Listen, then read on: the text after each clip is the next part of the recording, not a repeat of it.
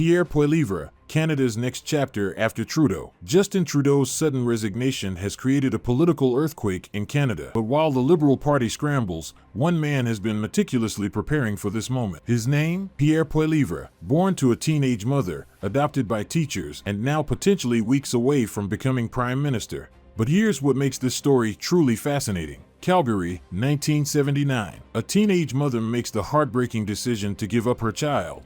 That baby would be adopted by French-Canadian teachers, growing up in a middle-class household that shaped his worldview forever. Young Pierre devoured political books, joined debate clubs, and by his teens, was already organizing conservative youth movements. His adoptive parents' profession would later fuel his crusade against what he calls ivory tower elites, a battle he's been fighting since age 16. While most teenagers were playing video games, Poilievre was reading Friedrich Hayek and Milton Friedman.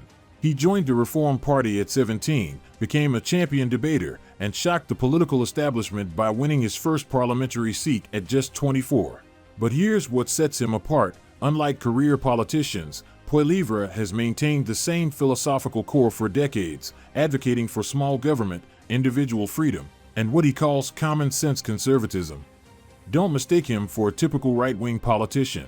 Poilievre's brand of conservatism is uniquely Canadian. He supports high immigration levels, backs LGBTQ+ rights, and champions multiculturalism. His target isn't cultural issues, it's what he calls the gatekeepers. Central bankers, government bureaucrats, urban planners, anyone he sees as standing between ordinary Canadians and their dreams. It's this laser focus on economic freedom that's winning him unlikely supporters, from Bitcoin enthusiasts to working-class immigrants. His communication style is both his superpower and his weakness. Razor-sharp in debates, he's earned nicknames like Skippy for his aggressive performances in Parliament. But unlike Trudeau's polished presentations, Poilievre opts for raw, often confrontational messaging.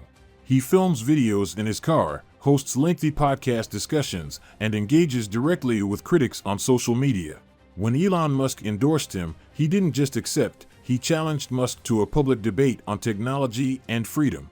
Poilievre's Canada looks radically different from Trudeau's. He promises to make Canada the freest country on earth by eliminating market restrictions, embracing cryptocurrency, firing the central bank governor, and building millions of new homes. On foreign policy, he wants to increase military spending, strengthen ties with traditional allies, and take a tougher stance on China.